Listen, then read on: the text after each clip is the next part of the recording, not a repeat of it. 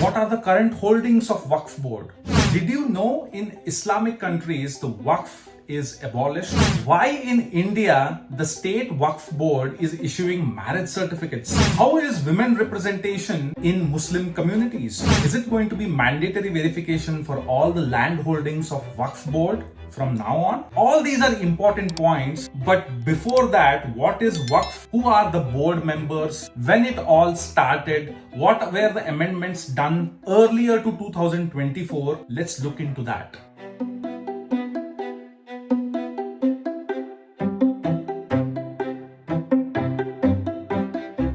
Hello and namaskar to all you lovely people. I will give you a very small example.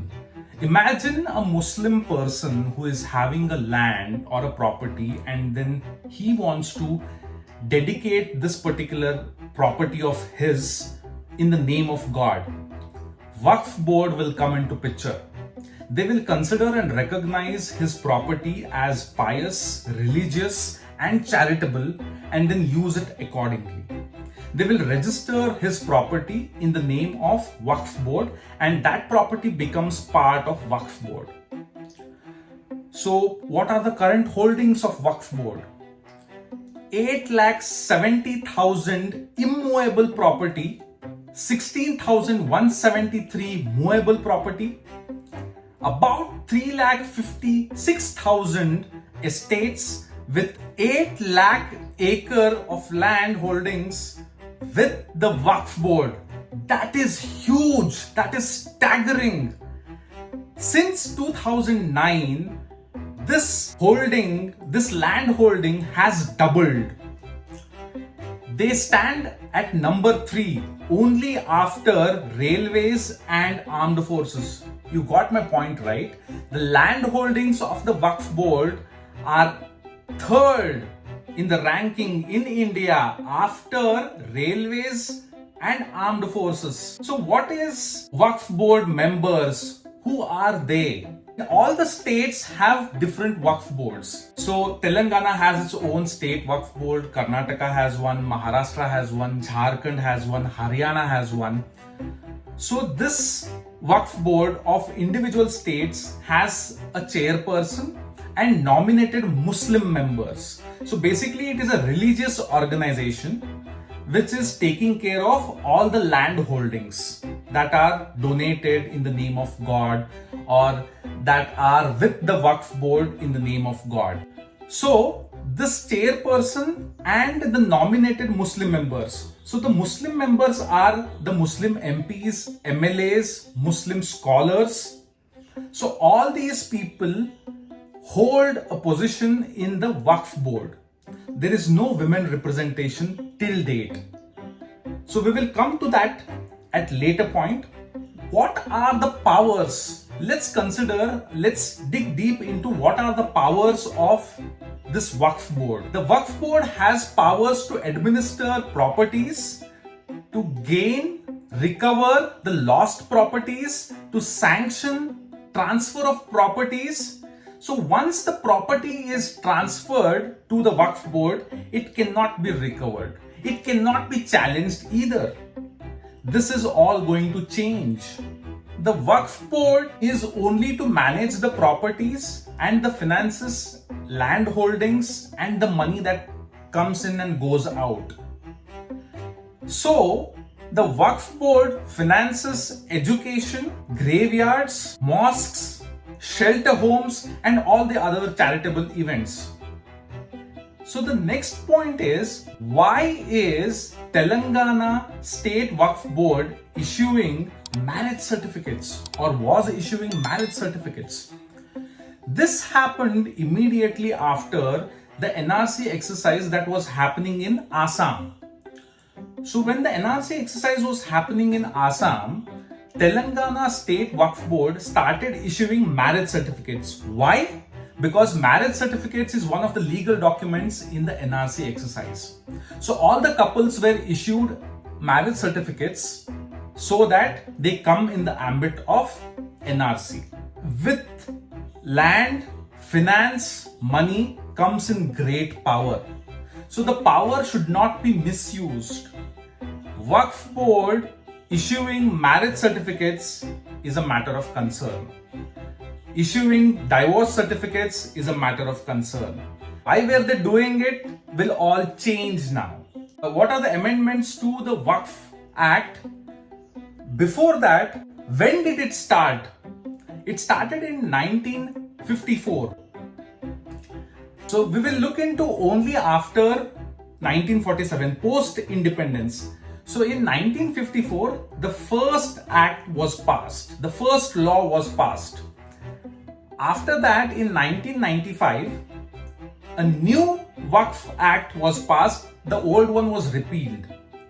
Here, it was to manage all the Waqf Board properties.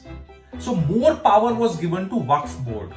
And in 2013, even more powers, more reaching powers were given to the Waqf Board. One of them is they could prescribe, or they can prescribe imprisonment for any encroachment of the Waqf Board lands and properties. So all this is going to change. You couldn't challenge earlier, this is going to change. There is no women representation, it is going to change. One point to consider here is, in 1954, it was Jawaharlal Nehru who was the Prime Minister of India. This law was passed, first enacted. And in 1995, when P.V. Narasimha Rao was Prime Minister of India from Congress, when the elections were to happen, this amendment was done. The new Waqf Act was passed in 1995, something that we have to consider. And in 2013, more powers were given. So 2014 elections were round the corner, and in 2013, this amendment was passed, wherein more powers were given to the Waqf Board. The big question that is coming is the elections in the state of Haryana, Jharkhand and Maharashtra are round the corners. Is it to appease the hardcore BJP voters? These amendments to the Waqf Board, are these to appease the hardcore BJP supporters? My answer is, India is a country of elections. Every day, every month, every week, every year, elections are there. Municipal elections are there. Assembly elections are there. By-polls are there. Lok Sabha elections are there. So whether it is to appease the vote bank of a particular party, yes and no. But the larger thing that we have to consider is, all these amendments are to the old acts. So we have to continuously develop the old acts, the old laws, and help the society grow, help the people, help the stakeholders to basically get the maximum out of any act or any law that is passed. The country should grow. That should be in the mind of people. With Narendra Modi, it's just about waiting for certain time and not jumping to the conclusion as to whether this particular law is to appease or to, is it a draconian law to suppress a religion or a community? We just have to wait and see the new amendments get into action, and definitely it is on the course of development. So what is 2024 bill amendment? So is there going to be a mandatory registration or overseeing by the district authorities and the state government? Yes. There is going to be mandatory verification of all the current land holdings of the Waqf Board. Unlike in 1995 and in 2013, more powers were given, more autonomous powers were given to the Waqf Board. But this time around, there is going to be mandatory verification done by the district authorities. So in the district collector's office, all the registered properties will be verified. And it can be challenged about the restructuring of the entire Waqf Board. When I say restructuring of the Waqf Board, government is not going to interfere in the religious activities when it comes to graveyards or mosques. So it is not going to control any of these. It is only the restructuring of the Waqf Board. with more women representation, there is going to be women empowerment. Women in Islam, in Muslims, face this issue of inheritance. So all this is going to be handled. All these issues are going to be tackled with the new amendments. It is said that about 40 amendments will be done in this 2024 Waqf Board Waqf Act amendment. It is going to start by changing the name of Waqf Act to Unified, hear me out, Unified Waqf Management, Empowerment, Efficiency, Development Act. So the key words here are management, unified, efficiency, empowerment and development. A joint parliamentary committee is formed with 31 members. 31-member panel is going to examine the current Waqf Act, the Waqf Board members XYZ. So out of these 31 members, 21 will be from Lok Sabha and 10 will be from Rajya Sabha. The current government has done intense research, immense research when it comes to the old Waqf Board Act. So these amendments are not happening because our Honorable Prime Minister Narendra Modi is at the helm of affairs. That is one of the reasons, but the major reason or the moot point here is the lower sections of the society in Islam, women, and all the other stakeholders were considered, were asked, and proper reasoning was done. After that, these amendments, these 40 amendments would be done to the current Waqf Act. In the Waqf Board, once the property was transferred to the board, it was not changeable or it was not transferable, or it could be challenged. So all this is going to change. All these issues will be tackled in the new amendment. So it could be challenged, it could be transferred. All these things, all these matters will be taken into consideration. Considering the Islamic states, Tunisia banned or abolished Waqf in 1956. Turkey abolished even before that. It was in 1924, Turkey abolished Waqf.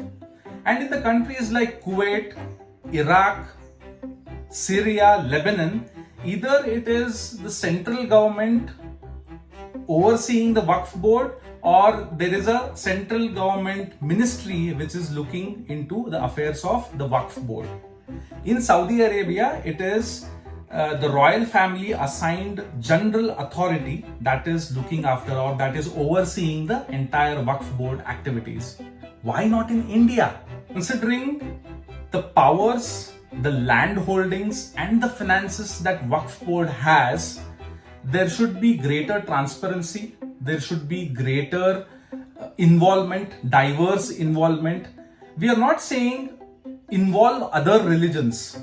As it is a religious board, only Muslims will be there, only Islamic scholars, MPs, MLAs, representatives of the state bar council will be part of this board. We are not saying that involve other religions, but to have a greater transparency, to have, see, it's not like Patthar ki Lakir, wherein once the property is transferred, it cannot be challenged. There could be issues, there could be terms and conditions which once it is done should be taken care of. So all these changes will only help. The keywords here that we have to remember are management, empowerment, efficiency and development. So managing Waqf Board with greater amount of transparency, empowerment with women representation, greater amount of empowerment will come. Efficiency, in a more efficient way, all these things should be handled, because here we are dealing with 8 lakh acres of land or 3,56,000 estates, about 8,70,000 immovable properties. So property finances should be handled with greater amount of efficiency. Don't you think so? And development. definitely the lower sections of the society in Islam, women, and all the other stakeholders will be at advantage.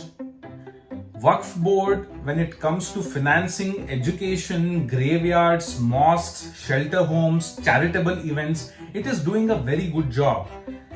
But even more development will be done considering the lower sections of the society, women, and all the other stakeholders who are deprived. So it is a win-win situation for Islam, people, stakeholders, and the big picture is country will move forward. What do you think about that? This is an informative video on Sujay Jalwadi channel. More of such intellectual and informative videos will be coming your way. So don't forget to hit that like button, subscribe, and press the bell icon. Don't forget to share either. Like, share, subscribe, and press the bell icon. Till next time, bye bye.